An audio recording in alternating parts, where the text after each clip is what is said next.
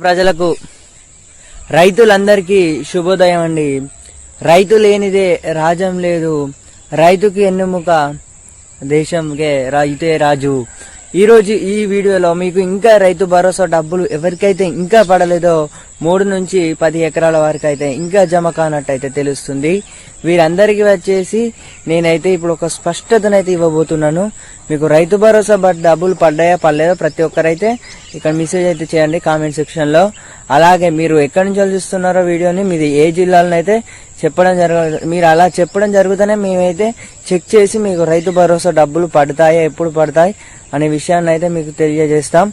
అలాగే మీకు రైతు సోదరులందరికీ నమస్కారం అండి. ఈ రోజుతోనైతే మీ రైతు భరోసా డబ్బులు ఇంకా ఎవరికైతే పడలేదో మీ అందరికైతే ఈ 2-3 రోజులలోనైతే రైతుల ఖాతాలనైతే మీ ఖాతాలనైతే జమ కానున్నాయి రైతు భరోసా డబ్బులు వచ్చేసి.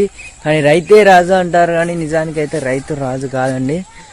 ఎందుకంటే రైతు భరోసా డబ్బులు అనేవి మాత్రం అసలు నిలిపివేయడం అనేది కరెక్ట్ కాదు. ఎందుకంటే రైతులు విత్తనాలను అలాగే ఎరువులకు అయితే తీసుకొని పంట పెట్టుబడి కోసం అయితే ఇదే ఇచ్చేది రైతు బంధు అని అంటారు. కానీ రైతు భరోసా డబ్బులు కూడా ఆపుకోవడం అనేది చాలా ఏంటో మరిగా చూడాలి. రైతు భరోసా డబ్బులు అయితే 3, 4, 5 ఎకరాల వారికి ఇంకా రైతు భరోసా డబ్బులు పడినట్టయితే తెలుస్తుంది.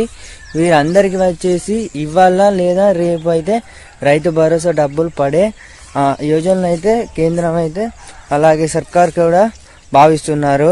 అలాగే మనకి ఇప్పుడు రైతు భరోసా డబ్బులు ఏవైతే ఉన్నాయో మార్చిలో అయితే ఫిబ్రవరిలోనైతే వేస్తామని అయితే చెప్పడం జరిగింది కదా. ఇప్పుడు ఈ ఫిబ్రవరి మొదటి వారంలో అయితే వేస్తామని అన్నారు. చూడాలేమో ఈ వారంలో పడతాయో మీరైతే ఏమనుకుంటున్నారో అయితే కామెంట్ అయితే చేయండి. మీకు ఇంకా రైతు భరోసా డబ్బులు పడ్డాయా పడలేదో ప్రతి ఒక్కరైతే కామెంట్ అయితే చేయండి.